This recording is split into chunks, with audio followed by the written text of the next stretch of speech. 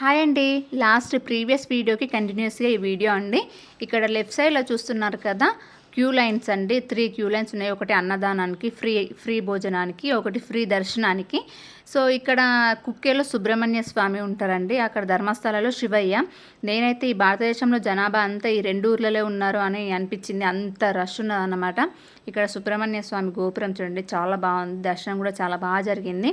ఇక లెఫ్ట్ సైడ్లో చూస్తున్నారు కదా, పైన ఒక 3 లైన్స్ ఉన్నాయి. ఆ 3 లైన్స్ అన్ని దాటుకొని కింద ఒక 10-15 క్యూ లైన్స్ ఉన్నాయండి. ఇట్లా కర్వ్ లాగా తిప్పుకుంటూ వచ్చేసరికి మనకు 1 డే పడుతుందని ఖచ్చితంగా చెప్పేశారు. ఇక్కడ జూమ్ చేస్తున్నాను. ఇక్కడ లోపలికి వెళ్ళిన తర్వాత కూడా 3 అవర్స్ అందులో ఉండాలి. సో ఇక్కడ రైట్ సైడ్లో ఏంటి అంటే, అక్కడ టికెట్ తీసుకోవాలంటే 1000 రూపీస్ అన్నదానానికి పే చేస్తే మనల్ని ఒక 3 అవర్స్లో పంపిస్తామని అయితే చెప్పారు.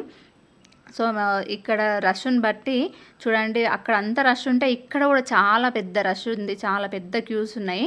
సో ఫైనల్గా మేమైతే 1000 రూపీస్ తీసుకొని ఒక 3 అవర్స్లో అయితే కంప్లీట్ చేసేసుకున్నాము.